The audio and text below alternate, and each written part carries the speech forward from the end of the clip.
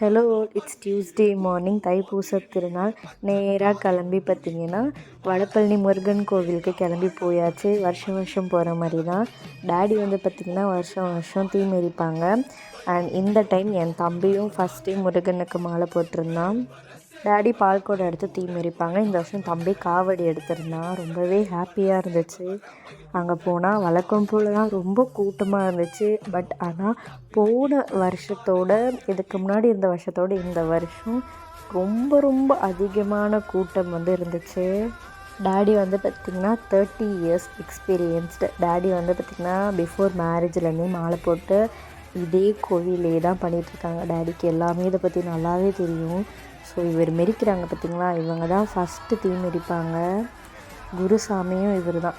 இவருக்கு தான் வந்து அபிஷேகம்லாம் பண்ணிகிட்ருந்தாங்க. பால்குடம் மட்டுமே 2500 மெம்பர்ஸும் 3000 கிட்ட இருந்தாங்க. பால்குடம் மட்டும். இன்னும் அழகு குத்துறது, அப்புறமா காவடி எல்லாமே நிறைய பேர் தனியாக இருந்தாங்க. அப்போனா சேர்த்து பார்த்துக்கோங்க. டேடி தீ மிதிக்கும் போது தம்பியை இடுப்புலையும் அந்த பால்குடையும் தம்பி பிடிச்சிக்கிட்டாங்க. காவடி இந்த மாதிரி பிடிச்சி டேடி மிதிச்சாங்க. அப்படியே மெரிச்சவங்க எல்லாருமே கோவிலை ஃபுல்லாக சுற்றிட்டு வருவாங்க. அது நிறைய ஸ்ட்ரீட்ஸ் எல்லாமே சுற்றிட்டு வரணும். போகிற வழிலாம் பார்த்திங்கன்னா இந்த மாதிரி ஃபுல்லாகவே தண்ணி இது பண்ணி வச்சு என்னமோ அருவி மாதிரி கூட்டிகிட்டு இருந்துச்சு. தீ மிதிச்சிட்டு வரவங்களுக்கு எல்லாம் கொஞ்சம் இதுவாக இருக்கணும் அப்படின்ட்டு. ஈவன் நாங்களும் ஸ்லிப்பர் போடாமல் தான் ஃபுல்லாகவே நடந்தோமா, அதனால் சூப்பராகவே இருந்துச்சு.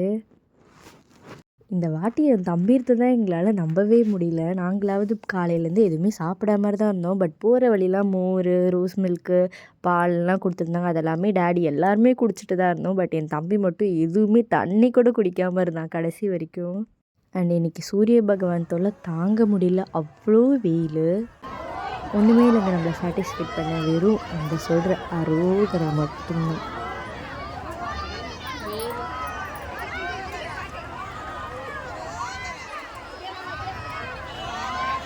இங்கே இருக்கவங்க யாருமே ஒரு பயம் கூட இல்லாமல் வெறும் யாம் இருக்க பயமே அப்படின்ட்டு முருகன் சொன்ன வார்த்தையை நம்பி மட்டும்தான் இங்கே இருக்கவங்க எல்லாருமே இருந்தோம்.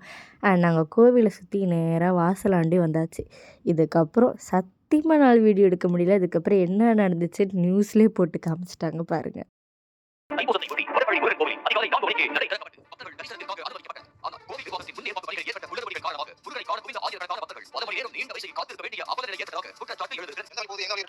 சீரியஸாக ஏன் இப்படி பண்ணுறாங்கன்னு தெரியல. வெறும் சாமியை பார்க்கறதுக்காக அப்படி அடிச்சுக்கிட்டு சாவுறாங்க.